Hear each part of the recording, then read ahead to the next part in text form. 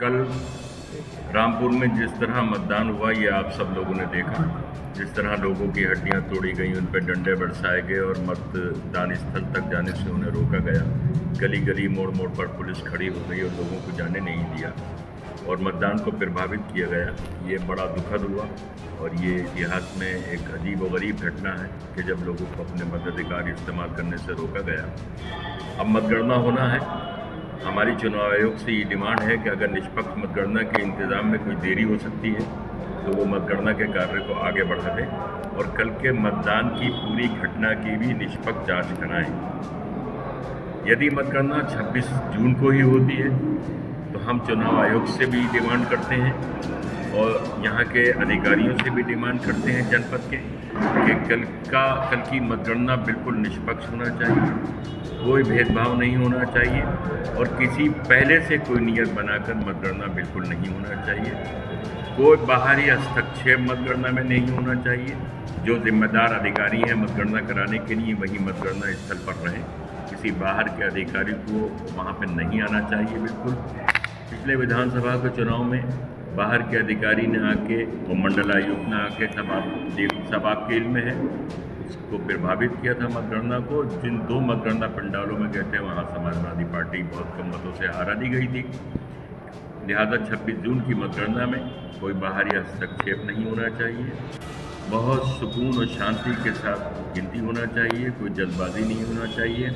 हर round की नतीजे की घोषणा के बाद अगले राउंड की गिनती होना चाहिए। शांति व्यवस्था वहाँ बनाए रखना चाहिए।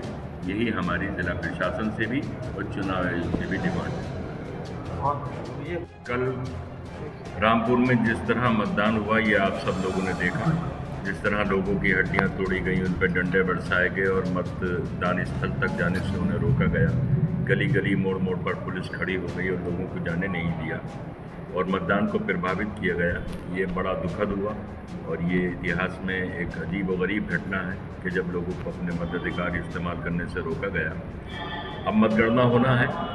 हमारी चुनाव आयोग से ये डिमांड है कि अगर निष्पक्ष मतगणना के इंतजाम में कोई देरी हो सकती है तो वो मतगणना के कार्य को आगे बढ़ा दें और कल के मतदान की पूरी घटना की भी निष्पक्ष जांच कराएं।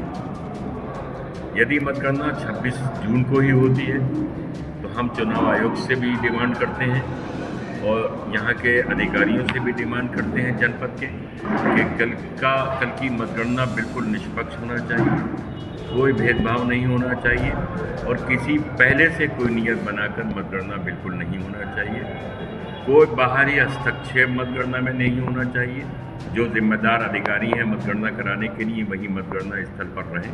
किसी बाहर के अधिकारी को वहाँ पर नहीं आना चाहिए। बिल्कुल पिछले विधानसभा के चुनाव में बाहर के अधिकारी ने आके और मंडलायुक्त ने आके सब आपके इल्म में है उसको प्रभावित किया था मतगणना को। जिन 2 मतगणना पंडालों में गए थे वहाँ समाजवादी पार्टी बहुत कम मतों से हारा दी गई थी।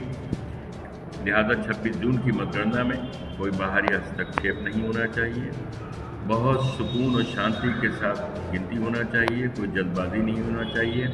हर राउंड की नतीजे की घोषणा के बाद अगले राउंड की गिनती होना चाहिए। शांति व्यवस्था वहाँ बनाए रखना चाहिए। यही हमारी जिला प्रशासन से भी और चुनाव आयोग से भी डिमांड है।